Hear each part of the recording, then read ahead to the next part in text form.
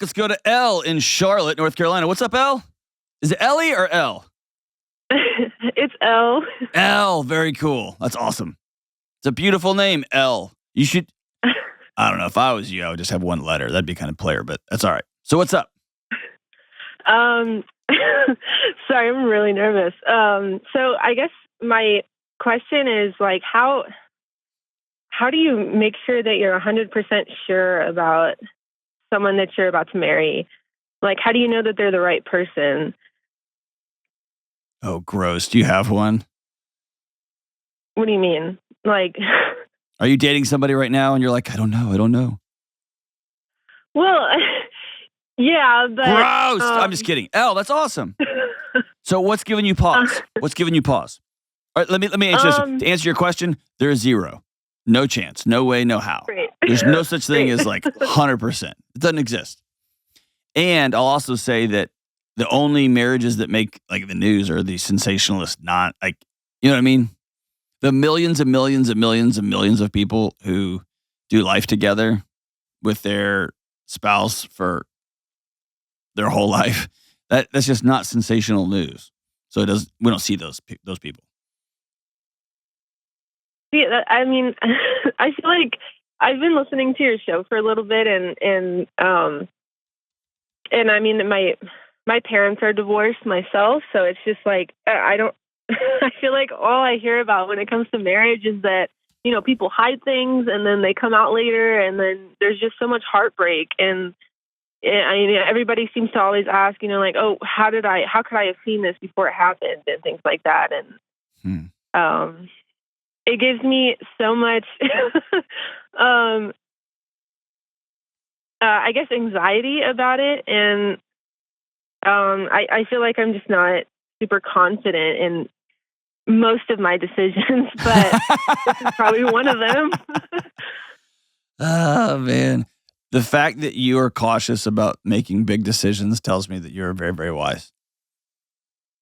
Very really? wise. Yes. So here's a couple of my entry points into this question. Okay. Number one, do we hold similar values? And they don't have to be word for 100% for 100%, but do we hold similar values tightly? And do we hold our beliefs very loosely?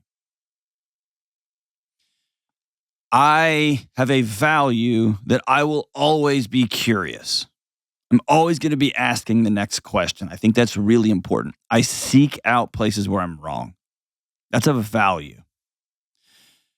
And I like people around me to share that because it makes my community humble and more interested in getting to the right answer and helping people than defending themselves.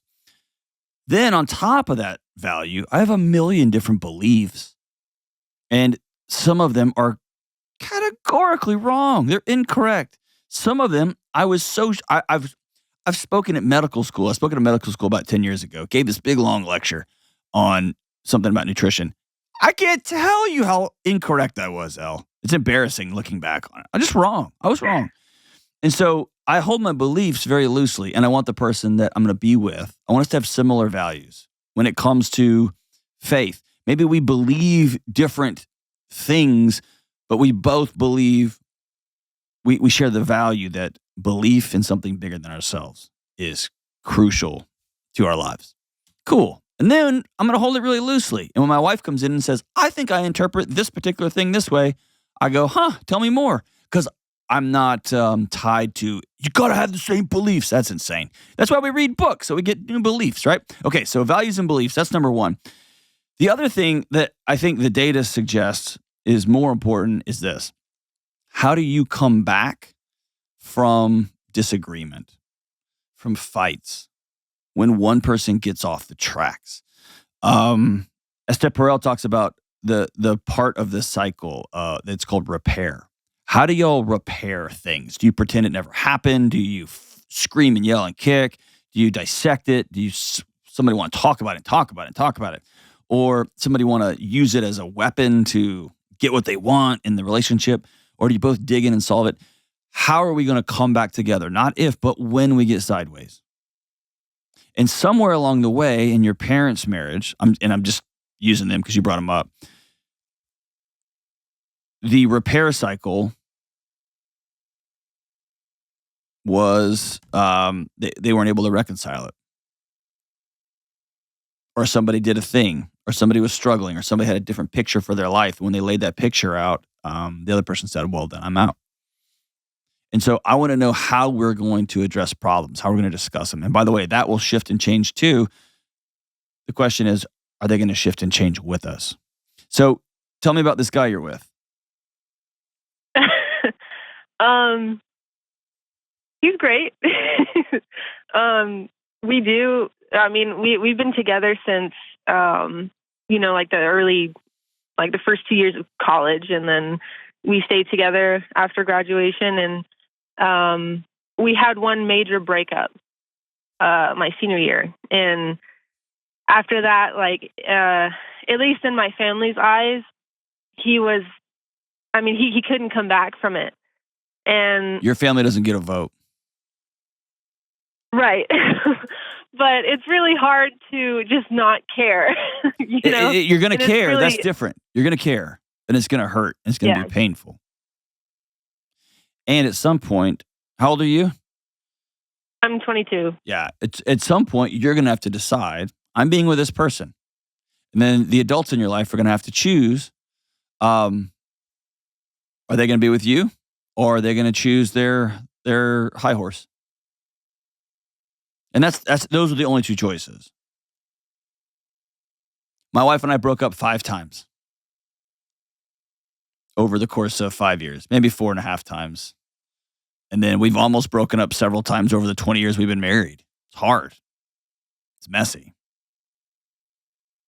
But when things look grim and when it looks like there's so much smoke I can't see forward, one of us always says, I'm going back to the table. I hope you'll join me. Because that's one of our values, is you always go back to the table. And go ahead. Oh, sorry. I was just going to say, I wish that people would be more honest about that aspect of relationships, because we do, it's gotten better, but we do tend to bicker a lot, and, we have disagreements and we get pretty upset. But, people, since we've been together, have always told us this, you shouldn't be together.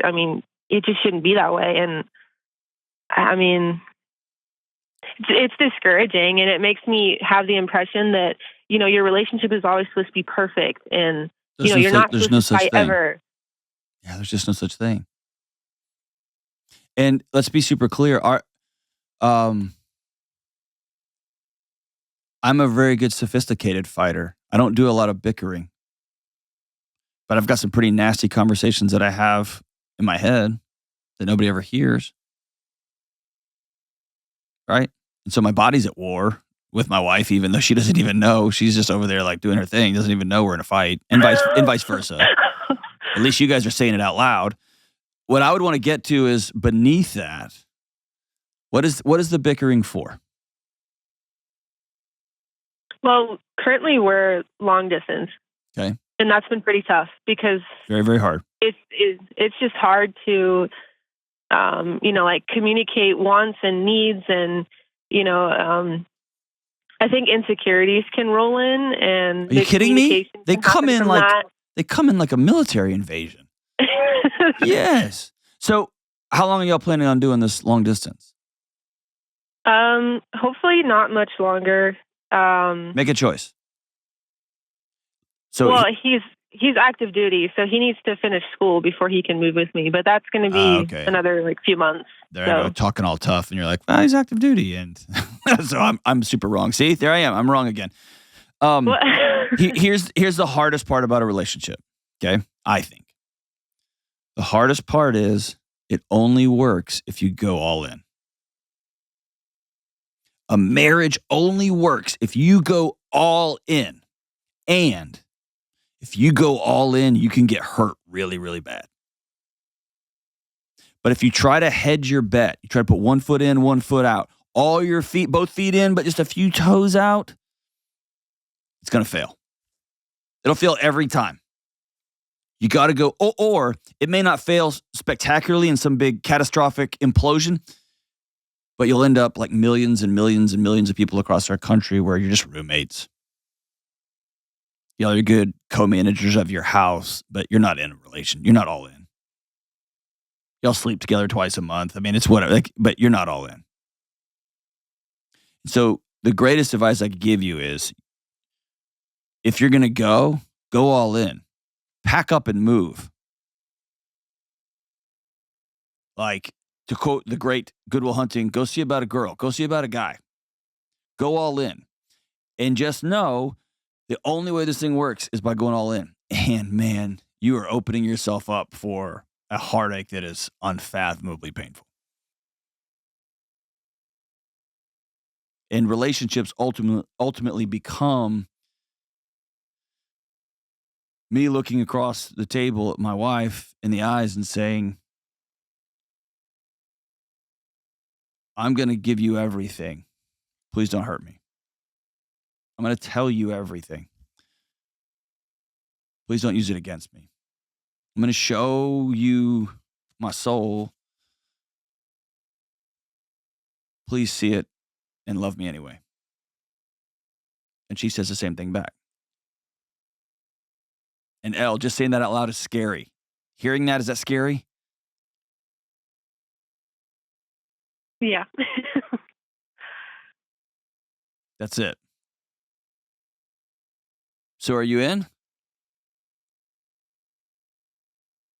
I would like to ideally say that I am. It's just, I'm scared.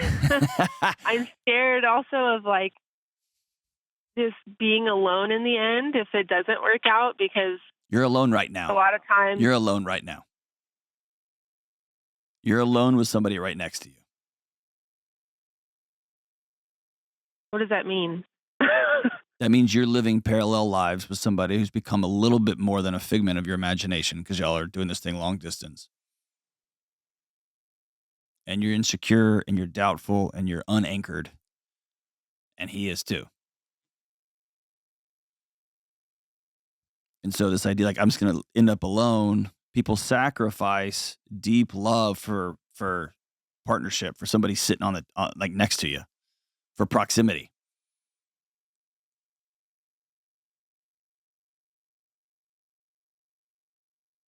Do you get what I'm saying? Yeah. You're worth more than halfway. And he is too, quite frankly. I would love to see what happens in this thing if you go all in.